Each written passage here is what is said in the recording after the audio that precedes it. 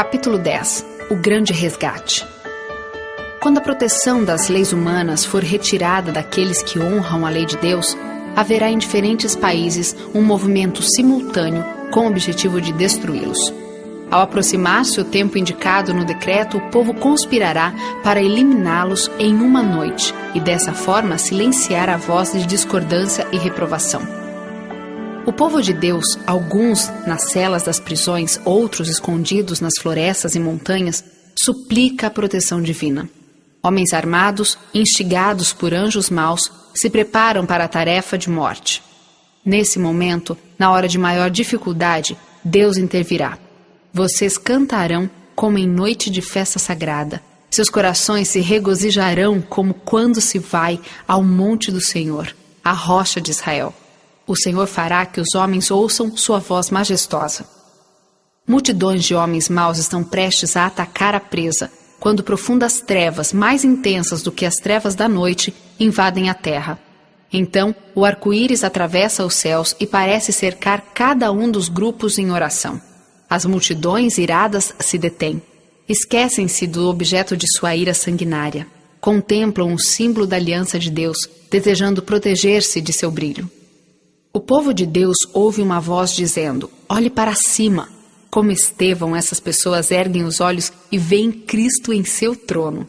Percebem claramente os sinais de sua humilhação e ouvem o pedido: quero que os que me deste estejam comigo onde eu estou. Então, Jesus diz: eles vêm, santos, inocentes e incontaminados, guardaram a palavra da minha paciência.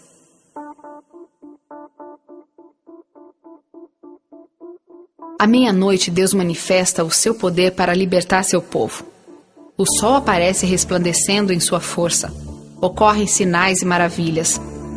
Os perdidos contemplam a cena com terror, enquanto que os justos veem os sinais de seu livramento. Em meio aos céus agitados, existe um espaço claro de glória indescritível, de onde vem a voz de Deus como o som de muitas águas, dizendo: está feito. Essa voz abala os céus e a terra. Há um grande terremoto, e nunca havia ocorrido um terremoto tão forte como esse, desde que o homem existe sobre a terra. Perigosas rochas são espalhadas por toda parte.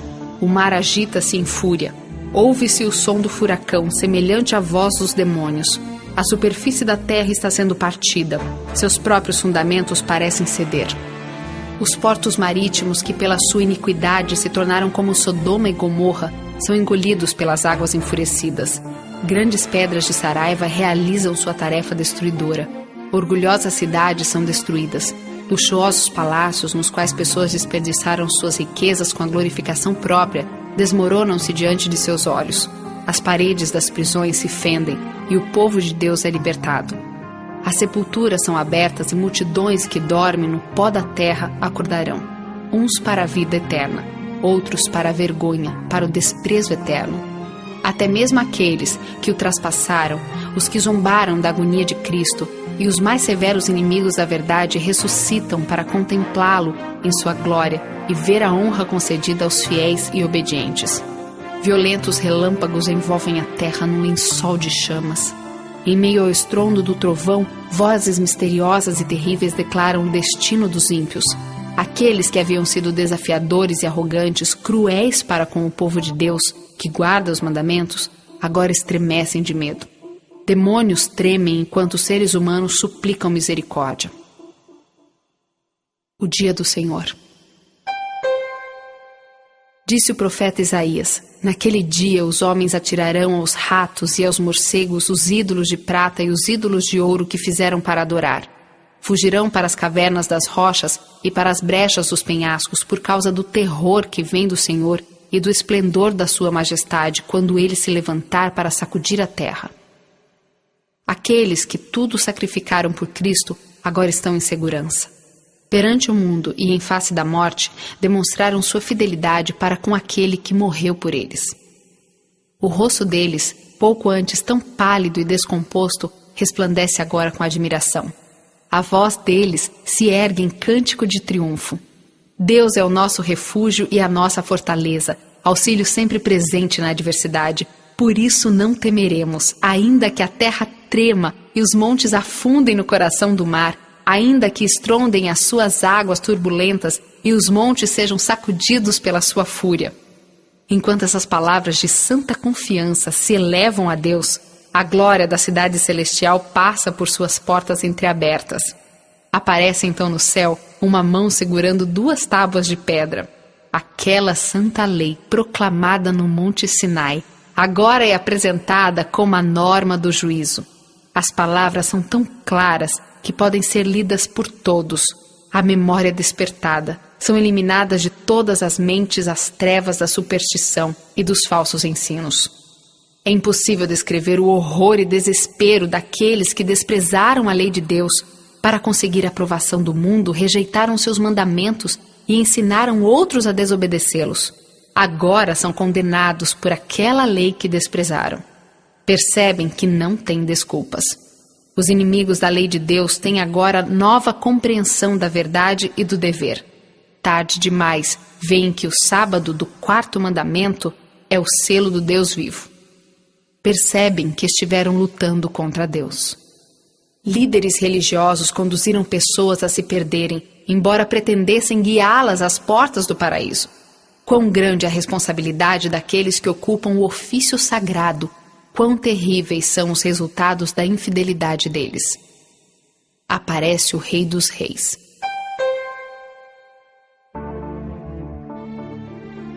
A voz de Deus é ouvida, declarando o dia e a hora da vinda de Jesus. O povo de Deus fica a ouvir, tendo o rosto iluminado com sua glória. Imediatamente surge no leste uma pequena nuvem escura.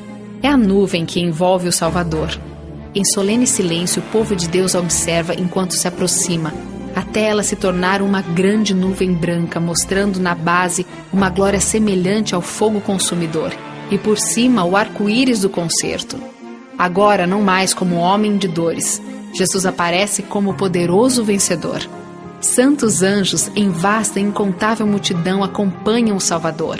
Milhares de milhares e milhões de milhões.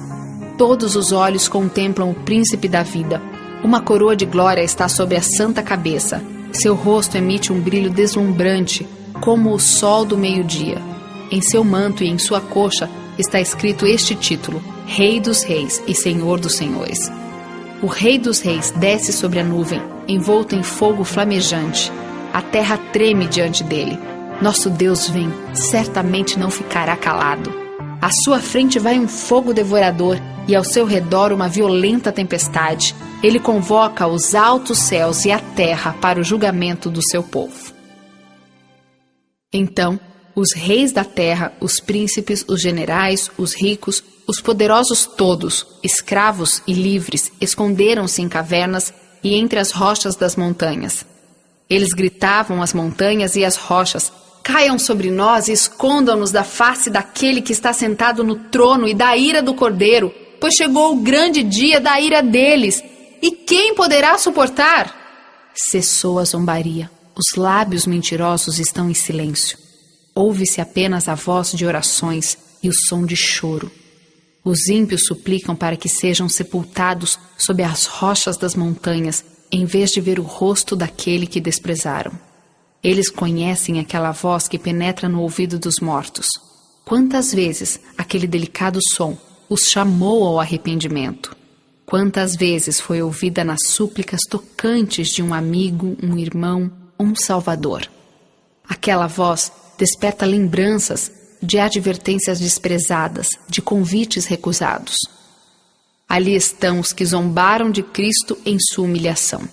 Ele declarou: chegará o dia em que vereis o Filho do Homem assentado à direita do Poderoso e vindo sobre as nuvens do céu. Agora contemplam Jesus em sua glória e ainda devem vê-lo assentado à direita do poderoso Deus. Ali está o orgulhoso Herodes, que zombou do título real de Cristo. Ali estão aqueles que com mãos ímpias colocaram sobre sua cabeça a coroa de espinhos e na mão uma imitação de cetro. Aqueles que se prostraram diante dele em zombaria blasfema, que cuspiram no príncipe da vida. Tentam fugir de sua presença. Aqueles que pregaram suas mãos e pés contemplam esses sinais com terror e remorso. Com terrível precisão, sacerdotes e príncipes recordam-se dos acontecimentos do Calvário, quando, balançando a cabeça em satânica alegria, exclamaram: salvou os outros, mas não é capaz de salvar a si mesmo. Mais alto que o grito crucifica-o, crucifica-o, que ecoou por toda Jerusalém. Eleva-se o choro desesperado. Ele é o Filho de Deus. Eles procuram fugir da presença do Rei dos Reis. Na vida de todos os que rejeitam a verdade, há momentos em que a consciência é despertada, em que a mente é oprimida por inúteis decepções. Mas o que é isso ao ser comparado com o remorso daquele dia? No meio do terror que atinge essas pessoas, é ouvida a voz dos salvos exclamando: este é o nosso Deus, nós confiamos nele e ele nos salvou. A voz do Filho de Deus chama os salvos que dormem. Por toda a terra os mortos ouvirão aquela voz, e os que a ouvirem viverão. Um grande exército de toda a nação, tribo, língua e povo. Do cárcere da morte eles vêm, vestidos de glória imortal, clamando: onde está, ó morte, a sua vitória? Onde está, ó morte, o seu aguilhão? Todos saem do túmulo com a mesma altura que tinham quando lá entraram. Todos, porém, surgem com a saúde e vigor da eterna juventude. Cristo veio para restaurar aquilo que havia sido perdido. Ele mudará nosso corpo corrompido e o transformará conforme seu corpo glorioso. A forma mortal e corruptível, antes contaminada pelo pecado, torna-se perfeita, bela e imortal. Defeitos e deformidades são deixados no túmulo. Os salvos sairão e saltarão, crescendo até a estatura completa da raça humana em sua glória primitiva, sendo removidos os últimos resquícios da maldição do pecado. Os fiéis de Cristo refletirão no espírito, alma e corpo a imagem perfeita de seu Senhor.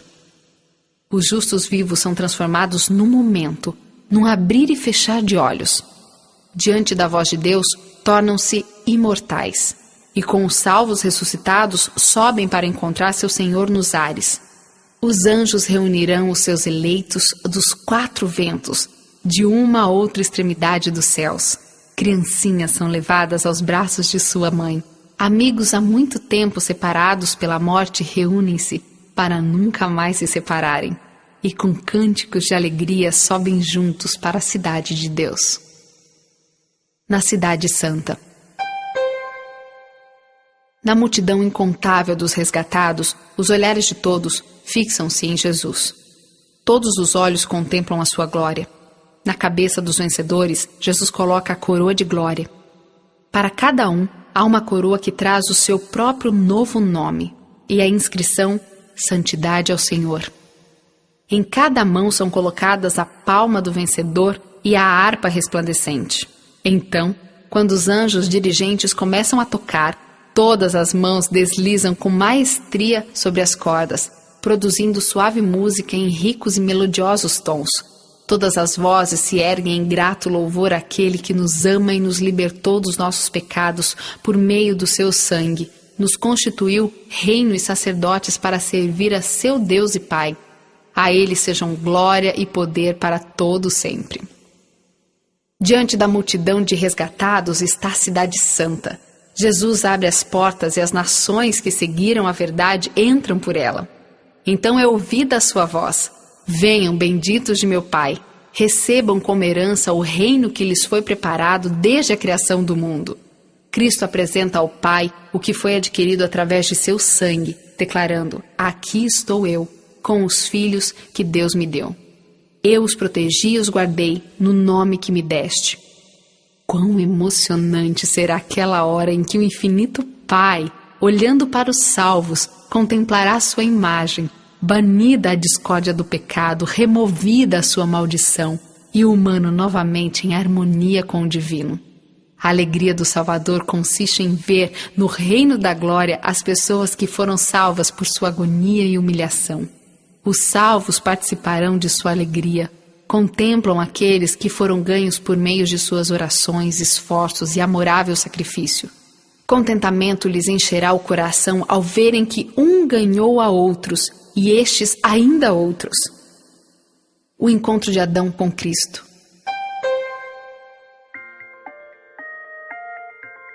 Quando os resgatados são recebidos na cidade de Deus, um exultante brado ecoa pelo ar. Adão e Jesus, o segundo Adão, estão prestes a se encontrar. O Filho de Deus recebe o Pai de nossa raça, o ser que ele criou, que pecou e por cujos pecados os sinais da crucifixão aparecem no corpo do Salvador. Quando Adão percebe os sinais dos pregos, lança-se em humilhação aos pés de Jesus. Mas o Salvador o levanta, convidando-o a contemplar de novo o paraíso do qual fora separado havia tanto tempo. A vida de Adão havia sido cheia de tristeza. Cada folha que murchava, cada vítima do sacrifício, cada mancha na pureza do ser humano era uma lembrança de seu pecado. Foi terrível a agonia do remorso ao enfrentar a vergonha que ele trouxe a si mesmo por causa do pecado.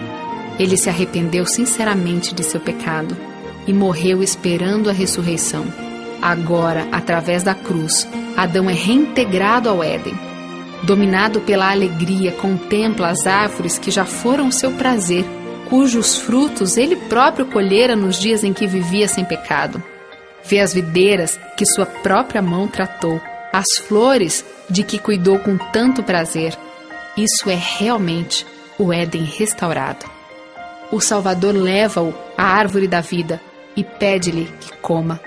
Adão contempla uma multidão de sua família resgatada. Lança então sua coroa aos pés de Jesus e abraça o Salvador. Dedilha a harpa e através do céu ecoa o cântico de triunfo. Digno é o Cordeiro que foi morto.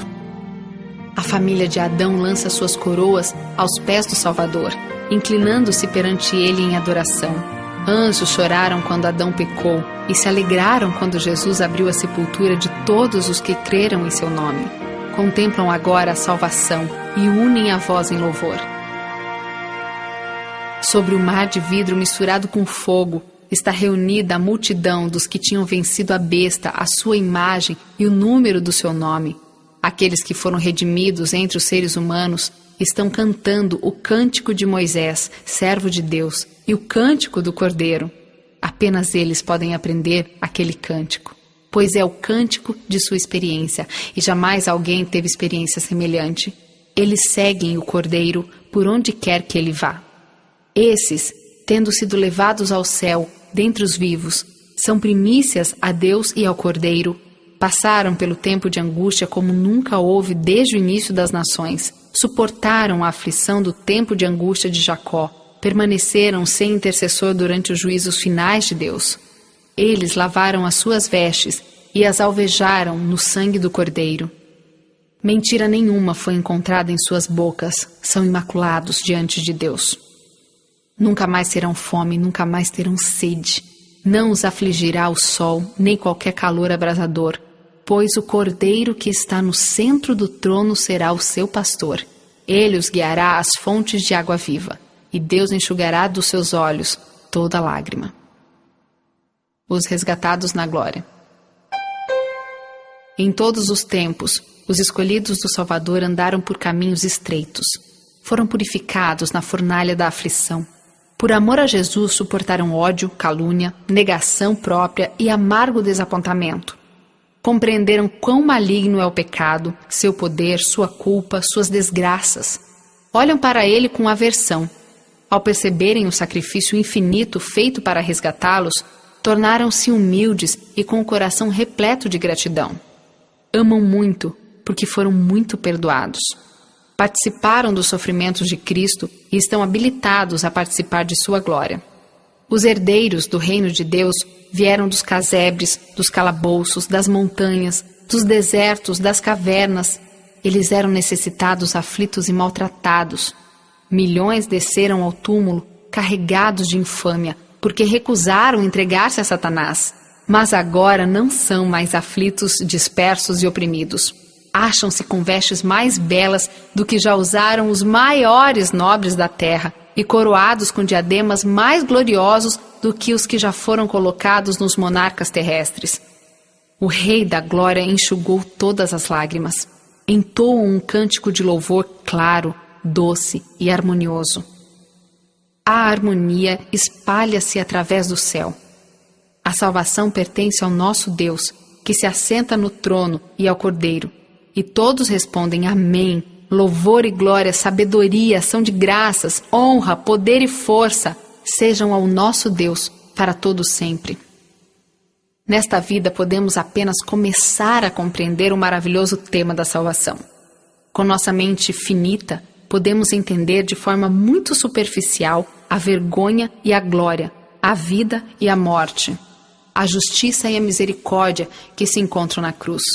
Porém, mesmo com o máximo esforço de nossa capacidade mental, deixamos de assimilar seu completo significado. O comprimento e a largura, a profundidade e a altura do amor que salva são apenas vagamente compreendidos. O plano da salvação não será completamente entendido, mesmo quando os resgatados virem como são vistos e conhecerem como são conhecidos. Mas através das eras eternas, novas verdades serão continuamente apresentadas à mente cheia de admiração e encanto. Ainda que as tristezas, dores e tentações da terra tenham terminado e removidas suas causas, o povo de Deus sempre terá um conhecimento claro e inteligente do que a sua salvação custou. A cruz será o cântico dos salvos por toda a eternidade. Em Cristo glorificado, eles contemplarão Cristo crucificado. Jamais será esquecido que a majestade do céu se humilhou para levantar o ser humano decaído, que ele suportou a culpa e a vergonha do pecado e a ocultação da face de seu Pai, e também que as aflições de um mundo perdido lhe quebrantaram o coração e lhe aniquilaram a vida. O Criador de todos os mundos deixou de lado sua glória por amor ao ser humano, e isso despertará eternamente a admiração do universo. Quando a multidão dos salvos olha para o seu Redentor e todos entendem que seu reino não terá fim, irrompem no cântico. Digno, digno é o Cordeiro que foi morto e nos resgatou para Deus com seu precioso sangue. O mistério da cruz explica todos os outros mistérios. Será visto que aquele que é infinito em sabedoria não poderia elaborar outro plano para nos salvar, a não ser o sacrifício de seu Filho. O benefício desse sacrifício é a alegria de povoar a terra com seres resgatados, santos, felizes e imortais. O valor de cada pessoa é tão grande que o Pai está satisfeito com o preço pago. E o próprio Cristo, contemplando os frutos de seu grande sacrifício, fica igualmente satisfeito.